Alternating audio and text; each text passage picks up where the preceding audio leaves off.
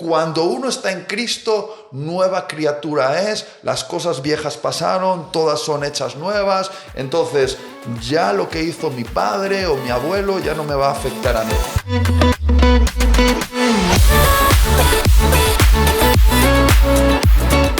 Estoy súper emocionado porque estoy con José Daniel, que es uno de los hombres que ha impactado mi vida con el entendimiento profundo acerca de cómo Dios rompe ciclos que se han perpetrado de generación en generación en nuestras vidas. Él es pastor en una de las iglesias hispanas más influyentes de Houston, que se llama Intimidad con Dios, y es autor de 3 libros, el último del que vamos a hablar, Bendecidos para Bendecir. Este es un libro impresionante, José Daniel, y yo sé que vamos a tratar un tema que para muchos de los que nos están viendo es ciertamente polémico, porque hemos escuchado muchas veces eso de que cuando uno está en Cristo, todas las maldiciones son erradicadas, pero sin embargo en la pastoral, yo que he pastoreado a muchos jóvenes, veo como que se repite algo, como que hijos vuelven a perpetrar ciclos de pecado que estaban en sus padres y en sus abuelos. Entonces vamos a hablar de esto, pero antes de nada, por favor, cuéntanos por qué decidiste escribir este libro, Bendecidos para Bendecir. Bueno, qué bendición poder estar contigo hoy. Creo que Dios ha propiciado este encuentro para poder ser un canal de poder llegar a tantas personas por medio de esto. No, me preguntas qué fue lo que provocó que escribiéramos el libro. Bueno, fueron preguntas, preguntas que por mucho tiempo no teníamos, respuestas que buscábamos y yo creo que la Biblia se responde con la Biblia. Y muchas veces las sombras y figuras que aparecen en la palabra son la respuesta y no necesariamente tienes que leer otros libros para poder encontrar lo que es el entendimiento correcto de la Escritura. Y Tiel, creo que pasamos muchos años con interrogantes, con eso que acabas tú de decir. Cómo muchas veces se repiten ciclos, y ciclos que no son del todo buenos, muchas veces son malos, ciclos de pérdidas, de dolor, cosas que llamamos casuales o hechos de Dios, como dicen los seguros de vida, que cada vez que pasa un huracán dicen un hecho de Dios. Wow. Y creo que hay cosas en la vida que no necesariamente son hechos de Dios, aunque Dios permite las cosas, pero creemos que tenemos torcemos muchas veces lo que significa la soberanía de Dios. Porque Dios es soberano, Dios puede hacer lo que quiere, lo que Él desea. Pero hay cosas que tienen una raíz. Y precisamente eso es lo que decidimos buscar. ¿Por qué muchos creyentes, hijos de cristianos, pastores, ministros, muchas veces se repiten ciclos parecidos a los de sus ancestros que no eran cristianos? Y de ahí surgió que pudiéramos buscar profundo. Y descubrimos algo que nos cambió la vida. Mira, a mí, José Daniel, me gusta decir que toda teología debe ser probada en la pastoral. Exacto. Porque hay muchos teólogos de biblioteca que estudian la Biblia sobre la mesa y llegan a conclusiones, pero esas conclusiones siempre deben ser probadas en la pastoral de las personas. Y ciertamente, cuando uno pastorea personas, se da cuenta de que esas personas, aunque han aceptado el Evangelio, Jesús ha entrado a morar a través de su Espíritu en sus vidas, todavía están batallando con ciertas cosas que parece que se perpetúan desde generaciones. Entonces, cuando uno lee la Biblia, también se da cuenta de que este patrón se repetía. Por ejemplo, si lees Génesis, te das cuenta de que Abraham, Isaac y Jacob repiten patrones de mentira relacionados además con sus esposas y familias. Abraham en un momento miente acerca de su esposa Sara y entonces un rey la quiere tomar como esposa. Luego Isaac repite esto también con Rebeca, con otro rey. Luego Jacob tiene un montón de conflictos relacionados con la mentira. Es como que la mentira se perpetúa de padre a hijo y después al nieto. Pero no solo lo ves ahí. Por ejemplo, cuando lees la historia de David en el libro de Samuel, te das cuenta de que el papá de David, Isaí, según algunos teólogos, probablemente tuvo a David como parte de una relación extramatrimonial. Hay algunas pruebas bíblicas que apuntan a esto. Luego David tuvo ciertos problemas importantes con el tema del sexo y uno de sus mayores pecados fue el adulterio, añadiéndole después un asesinato a esto. Pero luego los hijos de David, por ejemplo, Amnón estaba obsesionado con el sexo y viola a su hermanastra Tamar. Y no solo eso, sino que su hijo Salomón fue uno de los hombres más adictos al sexo que existió, teniendo más de 1000 mujeres en su vida. Entonces podemos ver también en la historia de David que hay un patrón. Un desorden sexual. Un desorden sexual. Háblanos de esto. ¿Realmente hay peso bíblico para creer que existe eso que se llaman ciclos? Creo que existe peso bíblico y peso científico también. Ajá. Creo que la ciencia... la Biblia no tiene que confirmar la ciencia, pero la ciencia es la que confirma la Biblia. Ajá. Muchas veces que cosas que dijimos que eran anticientíficas ahora se están dando como científicas. Por ejemplo, Sí. a ti y a mí nos enseñaron que comer huevo subía el colesterol, que Sí, comer aguacate subía el colesterol, y por muchos años estuvimos sin comer huevos y aguacates porque subía el colesterol. Ya. Bueno, ahora dicen los doctores que no, que lo que dijeron un día ya no es real, Ajá. que el huevo ayuda para el colesterol bueno, Sí. y que la yema y el huevo tienen una mezcla perfecta, la yema y la clara, Sí. para que no suba el colesterol. Wow. Pero asimismo sucede en la vida cristiana, porque los ciclos están en la palabra de Dios. Ahí acabamos de leer la historia de Abraham, de la historia de David, y vemos que detrás de eso hay algo que la ciencia le llama epigenética. Eso está interesante. Mira, Itiel, creo que esto de la epigenética es tan profundo como no nos podemos imaginar. Ajá. Porque por muchos años la ciencia dijo que la genética era tan poderosa que si mamá era diabética, probablemente los hijos fueran diabéticos. Ya. Se demostró hace algunos años atrás que la epigenética es más poderosa que la genética. Ajá. Entonces, ¿qué cosa es la epigenética? La epigenética es estilo de vida, patrones, decisiones, formas de vida que se enraizaron en una familia, en un apellido que se hace algo tan normal. Wow. Entonces, la epigenética es lo que realmente modifica la Ajá. genética. Wow. Mi estilo de vida puede modificar mis genes. Hasta el punto de que, por ejemplo, si vivimos un estilo de vida pecaminoso, un estilo de vida de desorden sexual, la epigenética, ese desorden, puede tener el poder suficiente para alterar los genes. Wow. Eso es muy fuerte. O sea, estás diciendo que patrones en nuestra vida pueden cambiar nuestra genética y que eso también se puede transferir a nuestros hijos de alguna manera. Correcto. Y eso es lo que pasó con David. David dijo, en iniquidad me concibió mi madre. Entonces creo que ahí hay una palabra clave, en iniquidad. Es lo que yo llamo y lo que hago referencia en el libro, el eslabón perdido de una vida victoriosa.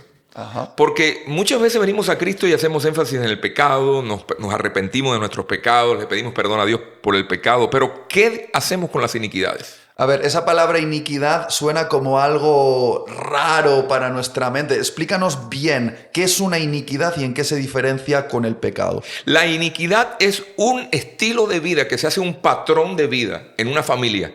Ajá. A punto tal de que se convierte en un sistema que amarra, que agarra a todas las personas y que se transmite de una generación a generación de una manera torcida. Por ejemplo, si papá tuvo un desorden sexual, vivió una vida pecaminosa con sexo bien desordenado, ¿qué pasa? Ese patrón de vida, querrámoslo o no querrámoslo, mira, lo que Dios no transforma, lo transferimos. Qué poderoso eso. Entonces, cuando Dios no transforma algo, lo que hacemos es transferir a la próxima generación aquello que no le dimos derecho a Dios que transformara. Wow. Y a eso es lo que llamamos la iniquidad generacional. O sea, me estás diciendo que un pecado tiene que ver con transgredir la ley de Dios, pero una iniquidad es como un sistema de pecado que termina esclavizando a una persona y a sus generaciones. ¿Tiene que ver con eso? Correcto. Una iniquidad es el pecado que se hace normal y que nunca uno se arrepiente. O sea, como que se enraiza profundamente en nosotros. Correcto, ¿no? se hace un estilo de vida. Vale. Por ejemplo, hay familias donde la mentira es un estilo de vida. Vale, ok, Entonces, entiendo. ese estilo de vida de mentir se hace normal en los hijos. Por ejemplo, violencia puede convertirse en un estilo de vida, en una iniquidad. Adulterio puede convertirse en un estilo de vida, iniquidad. Robo puede convertirse en un estilo de vida, iniquidad. Son pecados que de alguna manera no son casuales, sino que son repetitivos. Y eso es lo que la Biblia establece como la iniquidad. Y llega un momento que afecta a la genética. Así, tal cual. Tal cual. La genética es alterada por un estilo de vida a lo cual los científicos le llaman la epigenética. Wow. Epigenética quiere decir alrededor de la genética o por encima de la genética. Y creo que esto se está comprobando, como tú dices, por aquellos que están estudiando el cuerpo, la neurociencia. Ya no es desconocido que ciertos patrones de comportamiento afectan incluso a cómo se configuran nuestras neuronas. Definitivamente, nuestro cerebro tiene algo que se llama neuroplasticidad. Ajá. También tenemos algo que se llama neurogénesis. O sea, antiguamente se decía que si perdías una neurona ya no había posibilidad de renovar las neuronas. Pero los médicos y los especialistas han demostrado que el cerebro tiene algo que se llama neuroplasticidad, que tiene la posibilidad de cambiar de forma, ¿no sé? Y crear nuevas conexiones en el cerebro que nos permiten recuperar actitudes, por ejemplo, o habilidades que perdemos por un infarto, por un stroke. Ajá. Entonces se ha demostrado de que cuando se trabaja la neuroplasticidad, el cerebro comienza a crear nuevas conexiones cerebrales. Wow. Que el paciente puede recuperar la habilidad que un día tuvo y que el stroke le causó. Lo impresionante de esto, y creo que es donde crea cierta controversia en la iglesia, es hablar acerca de que esos patrones que han afectado a nuestra identidad, nuestra genética, nuestras conexiones neuronales, se pueden heredar. Es decir, que lo que un padre vivió puede influir en su hijo. Profundicemos un poquito más en esto, porque yo sé, pastoralmente hablando, que esto es verdad. Yo lo he vivido, he tenido que romper con ciclos que estaban perpetuándose en mi familia y yo tuve que romper con esto, con el poder del evangelio. Pero me gustaría que sigas hablándonos un poco en esta dirección, porque algunos dicen, no, cuando uno está en Cristo, nueva criatura es, las cosas viejas pasaron, todas son hechas nuevas, entonces ya lo que hizo mi padre o mi abuelo ya no me va a afectar a mí. Ahora, eso está bonito, pero en la pastoral te das cuenta de que no opera exactamente así. Explícanoslo mejor, porque sé que ahí hay una gran controversia. Quiero hacer un paréntesis y quiero decir, no somos responsables de los pecados de nuestros ancestros. Vale, ok. No tenemos que arrepentirnos por los pecados de lo que hicieron nuestros padres mal. Vale. Pero lo que ellos hicieron nos dejaron la casa sucia. Oh, eso está interesante. Entonces uno ahora tiene que aprender cómo limpiar la casa. Entonces muchas veces somos especialistas en limpiar la casa, en darle aroma a la casa, pero no sabemos cómo trabajar la casa por dentro. Entonces somos el efecto de las decisiones que otros tomaron por nosotros. Somos el efecto de las decisiones que otros tomaron por nosotros. Apuntad eso. Sí. Entonces esas decisiones que otros tomaron con nosotros crearon una mentalidad en nosotros. Y esa mentalidad nos lleva a un estilo de vida, ya sea un estilo de vida pecaminoso o ¿por qué no de bendición? Ajá. Porque tanto se traspasa la iniquidad como se traspasa la bendición. Ah, bien. Okay. Entonces, recibimos a Cristo, pero tenemos que trabajar con algo. Tenemos el potencial en la cruz. Todo el potencial está hecho para nosotros poder tener victoria sobre la iniquidad y sobre toda herencia torcida que nos dejaron nuestras generaciones. Vale. Mira, me acabas de decir, me preguntas, ¿por qué muchas veces la gente dice si estamos en Cristo, nueva criatura somos? Claro, potencialmente somos nueva criatura. La Biblia lo dice, lo creo y lo experimento cada día. Pero es como ir a la farmacia y decir, Itiel, mira, necesitas que compres este antibiótico porque tienes una infección en una de tus muelas. Ajá. Entonces tú vas a la farmacia y sales con el antibiótico y te lo pones en el bolsillo. Cuando te llamo a los 3 días, ¿te tomaste el antibiótico? No me lo tomé, pero lo tengo conmigo. Okay. Entonces, eso es lo que pasa con muchos creyentes. Decimos, yo tengo a Cristo, pero el poder se desata no cuando tienes a Cristo, sino cuando Cristo te tiene a ti. Vale. Entonces, en otras palabras, tienes que tomarte el antibiótico. Si no te tomas el antibiótico, ¿y cuál es el antibiótico? El antibiótico es la palabra. Ajá. En la palabra dice que por sus llagas fuimos sanados. Ahora yo te pregunto, ¿recibimos sanidad el mismo día que recibimos a Cristo? Habitualmente no. Habitualmente no. Puede suceder, pero no es el patrón. Ya. Pero dice la palabra que por sus llagas fuimos sanados. Ajá. Entonces, si no es el patrón, quiere decir que yo tengo que aprender cómo apropiarme de ese antibiótico para recibir sanidad. Pues háblanos acerca de cómo alguien que está experimentando esta iniquidad, que es esos pecados que se vuelven sistemas repetitivos en su familia, puede aplicar el poder del evangelio para ser liberado de estos ciclos de maldición. ¿Cómo lo podemos hacer? Porque yo creo que algunas personas que nos están viendo dicen, sí, es verdad, se están repitiendo ciclos, es como que algo ha pasado de abuelos a hijos, a nietos. ¿Cómo rompemos con esto? Y pasa en muchos cristianos. Ajá. Y muchos cristianos no tienen la llave de cómo trabajar con eso. Ya. Por ejemplo, yo vengo de una generación donde la muerte trágica en los primogénitos se ha hecho normal. Pero, ¿qué pasa? Mis ancestros vienen de un ADN donde se le abrieron puertas, por ejemplo, a la masonería grado 33. Wow. Mi bisabuelo era masón grado 33. Qué fuerte. Entonces, habían patrones en mi vida donde cada cierto tiempo yo tenía un ciclo donde mi vida peligraba. Estaba a punto de morir desde que nací. Nací y ciclos que se repetían donde los médicos decían, no sé cómo estás vivo. Siempre salía, siempre me recuperaba, pero eran ciclos de pérdida donde mi vida estaba en peligro. Wow. Entonces, eso lo asocié también como muchas personas en mi familia morían de manera trágica, de enfermedades extrañas, raras. Y la última vez que sucedió fue cuando hace algunos años atrás el doctor me dijo que tenía como una especie de quiste o de tumor en el páncreas. Y precisamente se quería manifestar la misma historia de la misma edad cuando mi suegra perdió a su esposo. Y mi esposa se convirtió en una joven huérfana. Wow. Entonces mi esposa identificó ese ciclo. Dice, no, esto no es normal. Al mismo tiempo, en la misma edad cuando mi padre murió, que murió joven de un accidente, de una muerte trágica. Ahí te cambié de un lado para otro, pero me vino a la mente ese escenario. Y fue cuando entonces nosotros comenzamos a descubrir esto.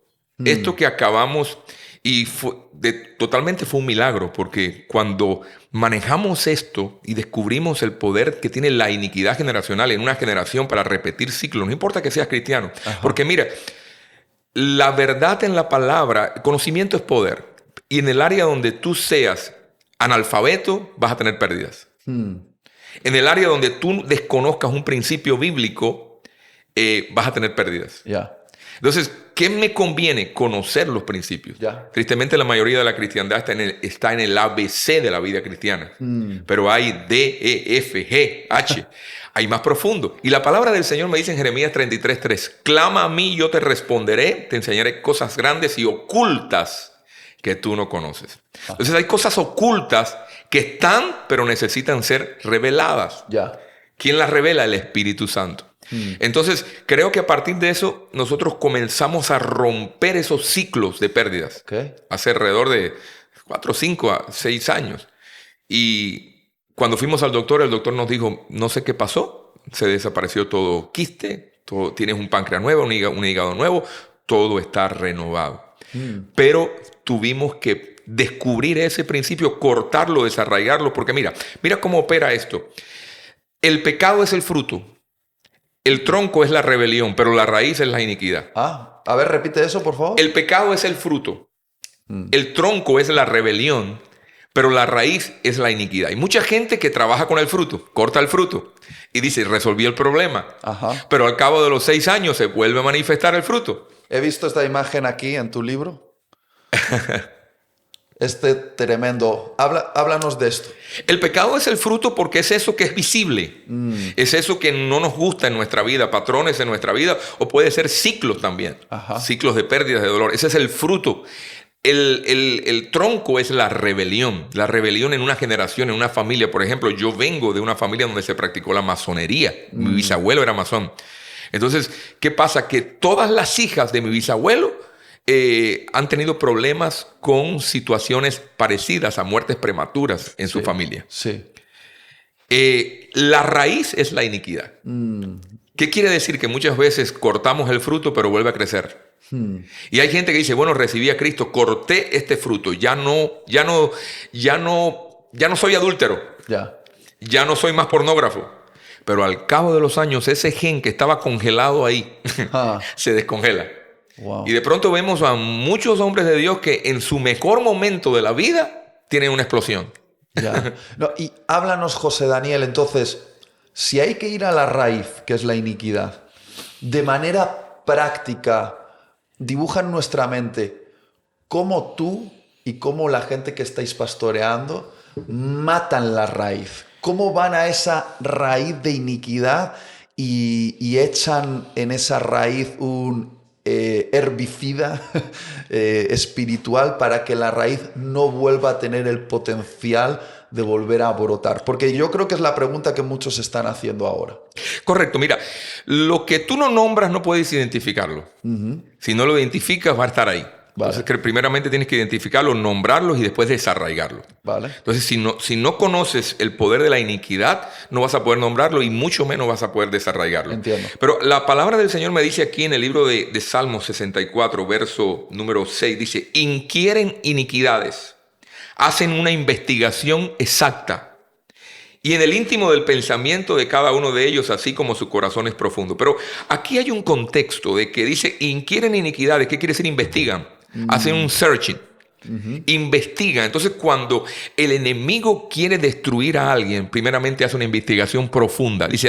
Hay una versión que dice, hacen una investigación profunda. El enemigo examina tu línea de sangre. Ajá. ¿Cuál ha sido la iniquidad generacional donde se ha manifestado en tu generación? Vale. Entonces, si tú vives ajenos a eso, lo primero que hay que hacer es identificarla. Lo segundo, nombrarla. Lo tercero, desarraigarla. ¿Cómo se desarraiga? Simple. Yendo a la presencia de Dios. Y trabajando la iniquidad. Y no se hace... Hay personas que me dicen, ya yo lo hice, pero creo que es un estilo de vida. Ajá. Porque si por mucho tiempo el enemigo ha querido repetir ciclos en tu vida, muchas veces te va a costar identificar, pero te va a costar también aplicarte el antibiótico. Como un antibiótico. Sí. El doctor te dice cada 8 horas, cada 6 horas.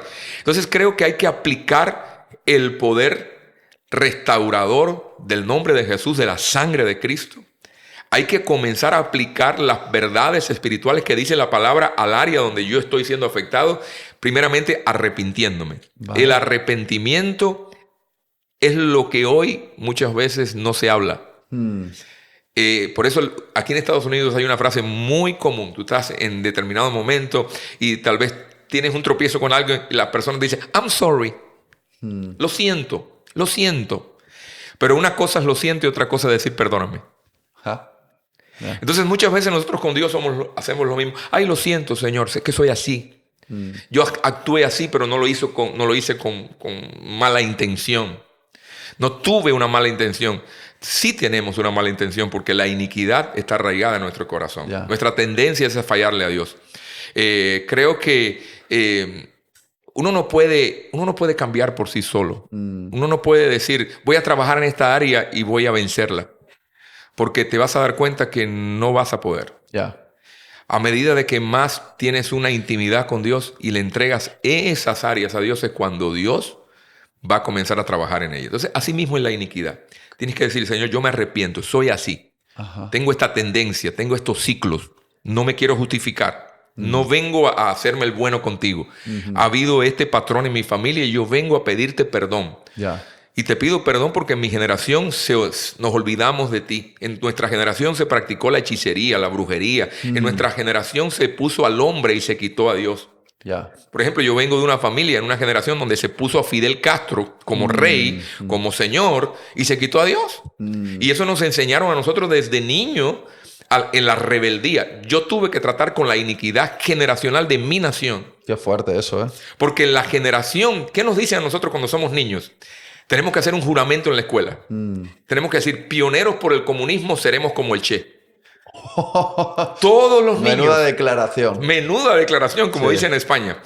Y yo descubrí que ahí había una activación espiritual. Es fuerte. ¿Quién era el Che? El Che era un rebelde. Y el Che era un asmático. La mayoría de los niños en mi país son asmáticos. Es fuerte esto. Sí. Yo sé que algunos están escuchando esto y dicen, eso es exagerado, no puede ser así. Mira, realmente solo necesitas ver tu propia vida o pastorear la vida de otras personas para darse cuenta de que todo lo que nos has hablado es verdad. Sé que algunas teologías están crujiendo en la mente de algunos de los que ven y seguramente en los comentarios estarán discutiendo acerca de esto, pero basta pastorear para darse cuenta de que muchos tienen el medicamento, que es el Evangelio, pero lo tienen guardado en el bolsillo y no lo han aplicado a la sangre de su vida. Exacto. Creo que la sangre de Cristo tiene poder para romper cualquier iniquidad que sea transmitida por nuestra línea de sangre. Y me encanta este libro que has escrito, José Daniel.